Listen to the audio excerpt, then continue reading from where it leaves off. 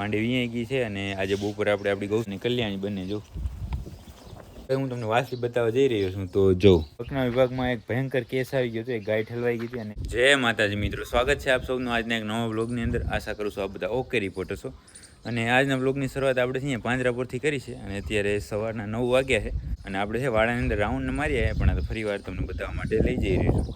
અને જોઈ શકો છો અહીંયા મકાઈનું ટ્રેક્ટર આવ્યું છે અને આજે મકાઈના 2 ટ્રેક્ટર આવ્યા છે. બાકી જે આપણું માંદાવાળું પિંજરું છે એમ બધા ટોરા ઉઠલી ગયા છે. માણસોની ગેરહાજરી આજે છે એટલે આપણી ટીમે છે બધું કામ કરી નાખ્યું છે ઓકે. અને જે આજે માંદાવાળા ઢોર છે જે પથારીના એના માટે વતરો કરવાનું ને જે બાકી છે અહીંયા આવ્યો ને ચરવામાં આવી ગયો છે, પણ ટ્રેક્ટરમાંથી ઉતારવાનું બાકી છે. અને હવે જાય આપણે માંદાવાળા વાડામાં ત્યાં કને જઈએ અને જોઈએ. તો હવે છે આપણે અહીંયા માંદાવાળા વાડામાં આવી ગયા હતા અને અંદર જોઈ શકો છો કામ ચાલુ છે. જે ઢોરા ઉઠલી ગયા છે ને એમાં બધામાં પાવડર નાખવાનું અને અહીંયા વાડો સાફ કરવાનું કામ ચાલુ છે. બાકી વાડાની અંદર જોઈ શકો છો મકાઈની નીણ થઈ છે. જો એક ટ્રેક્ટર અહીંયા ખાલી થાય છે અને એક અહીંયા બારે પડ્યું છે, એટલે આ ખાલી થશે પછી એનો વારો આવશે. અને બધા વાડાની અંદર આજે લીલી મકાઈની નીણ થવાની છે.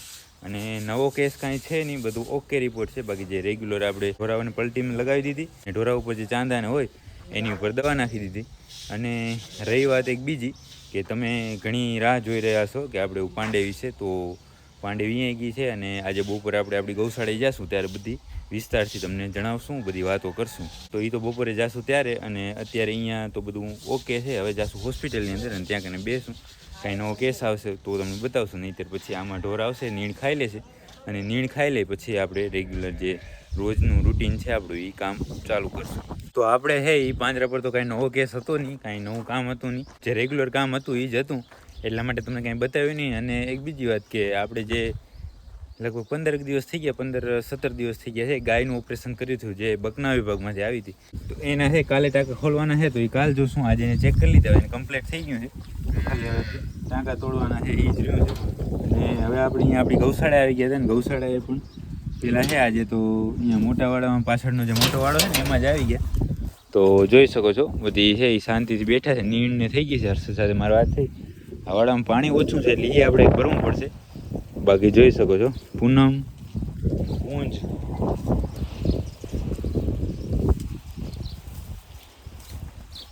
પારેવ હે પારેવ બેન તો સૂઈ ગયા લાગે. બાકી આપણી પરી અને કલ્યાણી બંને જો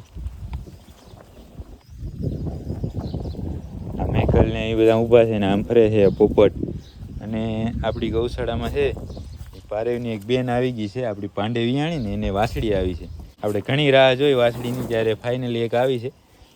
આપણી જે જાનકી છે એને આવી હતી અને એ આપણે વ્રજની હતી, પણ હવે એ આપણા ભાગ્યમાં નહીં હોય એટલે આપણે ન મળી. બાકી ફાઇનલી એક વાસળી આપણે આવી ગઈ છે અને હમણાં થોડી વારમાં જ હું તમને બતાવવાનો છું, પણ પહેલાં મને થયું પાછળના વાડામાં રાઉન્ડ માર લો.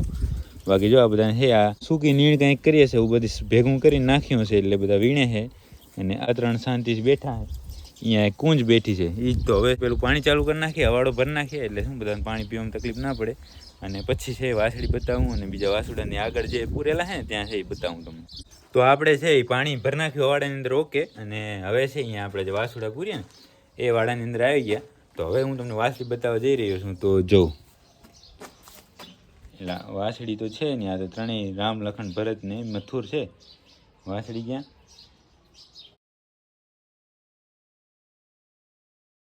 આ આપણી પાંડેની વાસળી છે.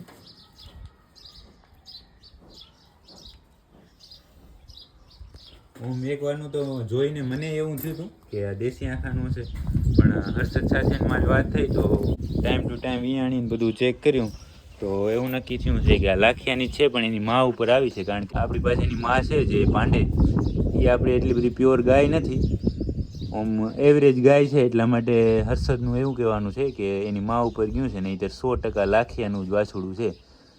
તો જોઈ શકો છો તમે.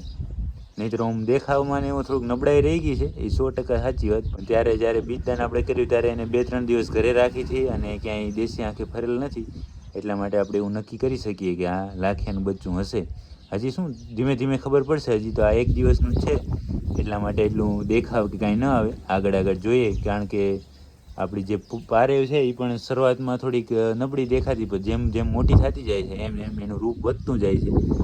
બાકી અત્યારે તમે આ જોઈ શકો છો, આનું નામ કે કાંઈ જે આપ્યું નથી એટલા માટે કાંઈ નામ નથી. અત્યારે તો પાંડેની વાસળી છે, આપણે ઓળખશું, નામકરણ કે કાંઈ આપશું ત્યારે તમને જણાવીશું. બાકી આપણે છે આ 4 વાસળા આવ્યા અને પછી આ એક વાસળી આવી એટલે રાજી થયા છે ઘણા આપણે. જો આ બાકી રામભાઈ ઊભા થયા છે, મોટો થઈ ગયો છે નહીં રામ. હવે સાઈડમાંથી તમને બતાવી દઉં, જો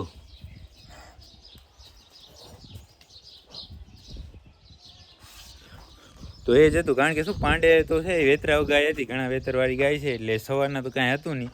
અને સાંજના લગભગ 6 વાગે મને હર્ષદનો ફોન આવ્યો કે પાંડે વિયાઈ છે, હું લેવા જાઉં છું.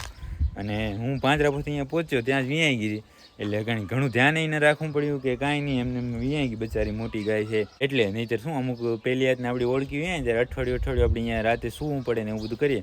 પણ આમાં એ કાંઈ તકલીફ પડી નહીં, નોર્મલ વિયાઈ ગઈ અને અત્યારે ઓકે છે. પાંડે આડી ગઈ છે, કાલ રાતે વિયાણી અને આજે સવારે તો પોતે ચરવાઈ ગઈ છે, એટલા માટે એ કાંઈ છે નહીં. સાંજના પાંડે આવશે ત્યારે હું તમને બતાવીશ. અને હવે બીજું કાંઈ કામ રહેતું નથી, નીણને બધું ઓકે થઈ ગયેલું હતું અને પાણી ભરવાનું હતું, ભરી નાખ્યું છે. અને પાંડેની વાસળી તમને બતાવવાની હતી, એ મેં તમને બતાવી દીધું. હવે જાશું આપણે ઘરે જમવા માટે. તો મિત્રો પછી આપણે છે આપણી ગૌશાળાએથી ઘરે જમવા ગયા હતા અને ઘરે જમી અને આપણે પાંજરાપુર જવાનું હતું. પણ એક બકના વિભાગમાં એક ભયંકર કેસ આવી ગયો હતો, એક ગાય ઠલવાઈ ગઈ હતી અને ઘણી તકલીફ હતી. એટલા માટે અત્યાર સુધી આપણે બકના વિભાગમાં જતા લગભગ 2 કલાક ત્યાં રહ્યા અને અત્યારે છે 6 વાગી ગયા અને આપણે આપણી ગૌશાળા આવી ગયા છે. અને બાકી જોઈ શકો છો બધી ગાયો આવી ગઈ. તીર્થભાઈ આપણી સાથે છે. તીર્થભાઈ કેમ છો?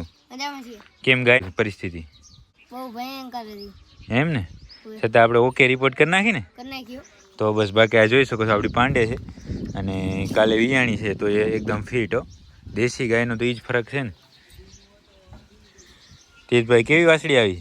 સારી આવ્યો, એની માં ઉપર જ ગઈ. એમ ને? હા. ના કાંઈ વાંધો નહીં. આપણી ગૌશાળાની જૂની ગાય છે એક, જો મીરા અને પાંડે, 2 જૂનામાં જૂની ગાય. એના પછી આ બધી થઈ.